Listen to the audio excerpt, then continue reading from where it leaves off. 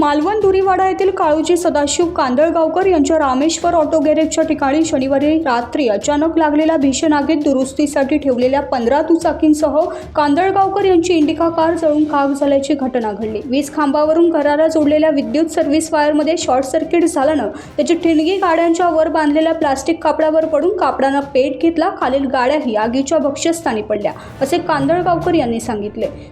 तसेच या आगीमुळे सुमारे 10 ते 12 लाख रुपयांचे नुकसान झाले असून दुरुस्तीसाठी इतर गाड्या इतर जागेत ठेवलेल्या असल्यानं त्या बचावल्या असेही कांदळगावकर यांनी सांगितले।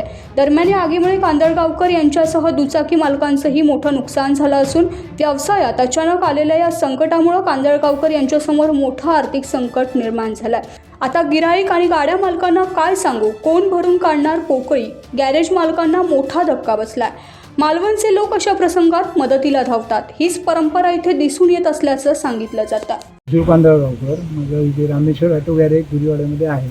तिथे शॉर्ट सर्किटमुळे आग लागली आणि प्लॅस्टिकवर पडल्यामुळे खाली ज्या माझ्या गाड्या होत्या त्या जळल्या आणि त्यामुळे बाकी आग पसरली आणि माझी जी 4 व्हीलर होती ती जळून पूर्ण राख झाली।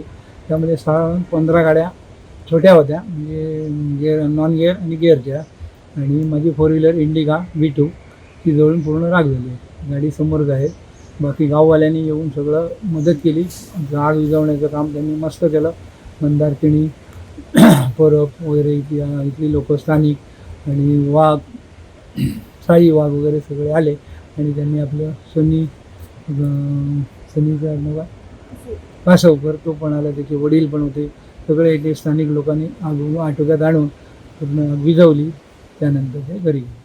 तर पोलिसांकडून पंचनामा झाला, पोलिसांचा पंचनामा झाला। त्यांनी सांगितलं तरी अंदाजे किती नुकसान?